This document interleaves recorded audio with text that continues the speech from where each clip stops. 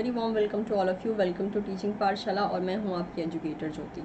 आज की इस वीडियो में हम बात करने वाले हैं आपकी रिवीजन स्ट्रैटेजी के बारे में, जो कि एक मंथ के लिए कैसी होनी चाहिए। बिकॉज आपके जून का जो एग्ज़ाम है, जो कि पोस्टपोन होकर अभी फ़िलहाल नवंबर में होने वाला है, और आपको टेंटेटिव डेट्स दे दिए गए हैं। और उस टेंटेटिव डेट्स की अकॉर्डिंगली अगर हम चले तो आपके पास रफली सिर्फ और सिर्फ 30 डेज़ रह चुके हैं, यानी एक मंथ का टाइम है। इसके अकॉर्डिंग आपको मूव ऑन कैसे करना है, इसकी स्ट्रैटेजी मैं थोड़ा सा डिस्कस करना चाहूँगी। लेकिन ऐसा नहीं है कि जो स्ट्रैटेजी मैं डिस्कस कर रही हूँ आपको वही फॉलो करनी है। अगर आपके पास मेरे से ज़्यादा बेटर स्ट्रैटेजी है और अगर आपको लगता है कि आप उस पर अच्छे से काम कर सकते हैं, तो ऑब्वियसली आप अपनी स्ट्रैटेजी को मेन तरीके से जो है कैरी ऑन कर सकते हैं। लेकिन कोई स्टूडेंट ऐसा है जो कि अभी भी फ़िलहाल कंफ्यूज चल रहा है कि स्ट्रैटेजी क्या होनी चाहिए इस लास्ट एक मंथ के लिए, तो माइट भी उनको थोड़ा सा गाइडेंस या डायरेक्शन देने का काम मेरा ये वीडियो कर जाए। ठीक है, तो सबसे पहले अगर हम नॉर्मली बात करें, 30 दिन का जो है स्लॉट आप डिसाइड कर लीजिए। आपके पास एक 30 जो डेज़ हैं उसका लगभग आपके पास विंडो अवेलेबल है। अब इसमें आप क्या क्या करना चाहते हो, पहले उसका एक लिस्ट बनाइए कि आपको क्या क्या करना है। आपको एक बार थ्योरी तो रिवाइज करनी है, और अगर आपको साथ साथ में क्वेश्चन भी रिवाइज कर टू से क्वेश्चन भी सॉल्व करने हैं। अगर आपको लगता है कि यस, आपको क्वेश्चन के कंसेप्ट के साथ साथ प्रैक्टिस सेशन भी ज़रूरी है, जो कि ऑलमोस्ट स्टार्टिंग के 15 to 20 डेज़ में आपको करना चाहिए, अगर एक रिकमेंडेशन की हम बात करते हैं तो इस तरीके से पहले आपने बोला कि थ्योरी एंड PYQs दोनों के दोनों साथ साथ में चलेंगे। अब ये जो थ्योरी हमने डिसाइड किया है कि थ्योरी भी करना है, तो इसको भी अप्लाई करने का एक तरीका होता है।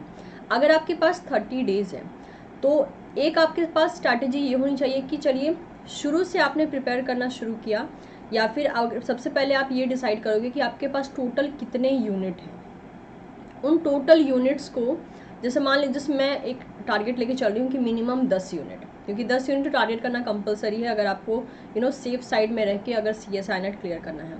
तो मैंने मान लिया कि चलिए मेरे पास 10 यूनिट है।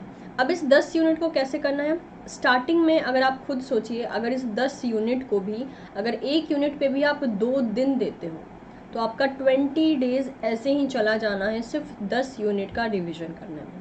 तो आपको मैं 2 से 3 स्ट्रैटेजी यहाँ बताती हूँ, उसमें से आप कोई भी फॉलो कर सकते हैं डिपेंडिंग कि आप किसको फॉलो करने में कंफर्टेबल है। लेकिन एक चीज़ मैं यहाँ पे नॉक कर देना चाहती हूँ, अगर आप रियली चाहते हो कि इसके बाद जो एग्ज़ाम हो उसके बाद आपको एक्चुअल में सेकेंड थॉट ना आए, तो इस एक महीने के लिए आप अपने कंफर्ट जोन से बाहर निकलिए। ठीक है, यही मेरा रिकमेंडेशन होगा आपके लिए। अपने कंफर्ट जोन से बाहर निकलेंगे ना तो बहुत कुछ अच्छा प्लान कर पाएंगे अपने लिए।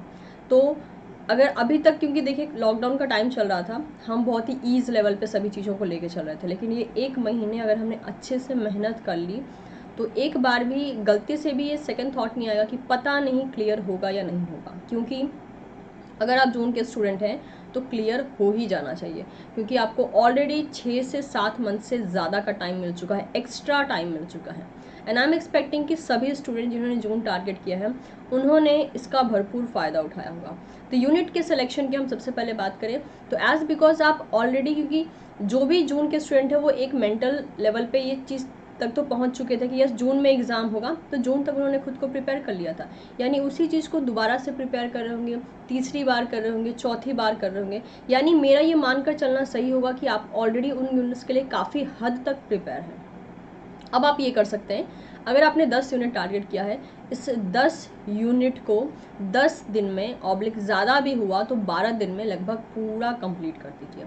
यानी स्टार्टिंग में एक दिन लीजिए, एक यूनिट पे एक दिन, या एक दिन से थोड़ा सा ज़्यादा दिन लेकर आप चलिए, लेकिन ओवरऑल अगर बात की जाए तो 12 से 15 दिन के अंदर अंदर एक बार डिटेल में सारे यूनिट्स को रिवाइज कर दीजिए। ठीक है, डिटेल इसलिए कहा जा रहा है क्योंकि हो सकता है आपने बहुत पहले डिटेल पढ़ा हो और अभी काफ़ी कुछ आप भूल गए हो, लेकिन एक बार अच्छे से डिटेल पढ़ लेंगे ना तो फिर आपका जो है मोस्ट इंपॉर्टेंट टॉपिक पे स्विच करना बहुत आसान हो जाएगा। और डिटेल इसलिए भी कहा जा रहा है क्योंकि पहले के स्टूडेंट हैं आप, पहले 8-9 महीने से ज़्यादा हो गया प्रिपेयर करते हुए, तो उन डिटेल्स को आपने एक से ज़्यादा बार पढ़ा है। ठीक है, और अगर आप अभी पढ़ेंगे तो ऐसा भी सिर्फ सोचने में लगेगा आपको कि यस एक दिन में एक यूनिट को डिटेल बेसिस पे कैसे कवर करें, लेकिन अगर आप चाहेंगे तो आप ज़रूर कर लेंगे। ठीक है, हमने तो स्टूडेंट्स को नॉर्मल बेसिस पे कहें तो बहुत मोस्ट इंपॉर्टेंट टॉपिक को भी हमने एक यूनिट को हम 1.5 घंटे में करवा देते हैं स्टूडेंट्स को, जब हम रैपिड रिवीजन जो है करवाते हैं स्टूडेंट्स से। तो आप भी यही कर सकते हो कि जितना भी आपका डिटेल पोर्शन है, मतलब डिटेल तरीके से जो आपके पास डिटेल नोट्स हो या फिर जहाँ से भी आपने प्रिपेयर किया हो, छोटी छोटी चीज़ें, उन सब को लेकर स्टार्टिंग के 10 से 12 दिन में डिटेल तरीके से एक बार जो है अच्छे से कवर कर लीजिए, लेकिन उससे ज़्यादा नहीं, ठीक है। उसके बाद 12 दिन क्रॉस हो गया, ख़त्म हो गया, उसके बाद का आपका टारगेट क्या होगा? मोस्ट इंपॉर्टेंट टॉपिक, फिर लीस्ट इंपॉर्टेंट जो आपने पहले 12 दिन में पढ़ा था उनको टच नहीं करना है, क्योंकि एक बार आपने डिटेल में पढ़ लिया तो बहुत सी चीज़ें आपके दिमाग में कलेक्ट हो चुकी हैं कि यस ऐसा ऐसा होता है, ये कंसेप्ट होता है, मतलब ईच एंड एवरी डिटेल जो आपने कभी प्रिपरेशन टाइम में पढ़ी थी उनको, उन 10 के 10 यूनिट को आपने 12 से 15 दिन में करके हटा लिया। अब इसके बाद आपके पास ये टारगेट होना चाहिए कि जो बचा हुआ 15 दिन है, अब इसका यूटिलाइजेशन बहुत ढंग से करना होगा। तो आप ये कर सकते हो कि जो मोस्ट इम्पॉर्टेंट टॉपिक है, जो वेटेज ज़्यादा रखते हैं, जो बार बार पूछे जाते हैं, उनको आप सिर्फ उन पे फोकस करो।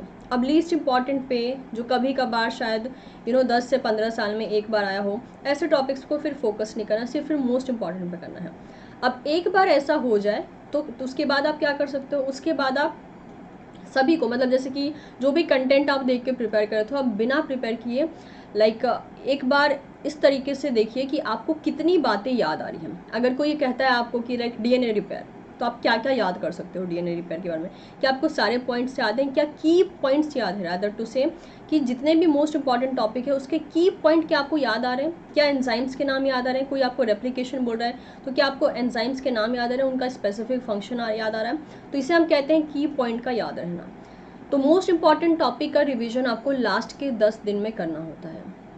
उसके बाद स्ट्रैटेजी आपकी ये होनी चाहिए कि ठीक है, 10 दिन में जो है मोस्ट इंपॉर्टेंट टॉपिक का रिवीजन किया, और उसी 10 दिन के अंदर, मतलब 15 दिन क्रॉस करने के बाद जो 10 दिन बाकी हैं आपके पास, उसमें अपने पहले क्या किया? मोस्ट इंपॉर्टेंट टॉपिक को प्रिपेयर किया, साथ साथ में आपको प्रैक्टिस क्वेश्चन भी करने हैं। अब वो PYQs हो सकते हैं। आप ये कर सकते हो कि पूरे दिन में आपने बैठ के रिकॉलिंग किया, या फिर जैसे भी आप मतलब कि मेमोराइज करने का आपके पास जो भी स्ट्रैटेजी हो उसे देखा, साथ साथ में रात को जो है उन पर्टिकुलर यूनिट से रिलेटेड कुछ क्वेश्चन को सॉल्व किया। आप देखिए क्या आपका जो इतने टाइम से आप पढ़ रहे हो, क्या उसे क्वेश्चन में अप्लाई कर पा रहे हो?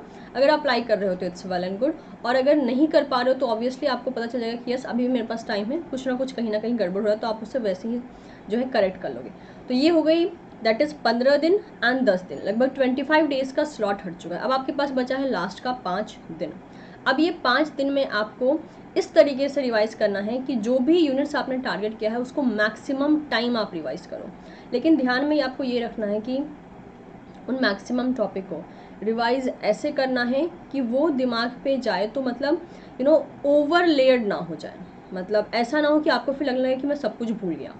मतलब बहुत ज़्यादा उसको कंजस्टेड नहीं करना है, हर चीज़ को थोड़ा सा टाइम। अगर आपको लगता है कि इस एक यूनिट को पढ़ने के बाद आपको 1 घंटे का ब्रेक चाहिए, लीजिए, लेकिन जब वापस आप लौटते हैं पढ़ने के लिए तो इतना एफिशिएंटली पढ़िए कि जो भी आप पढ़ रहे हो उसको फिर भूले ना।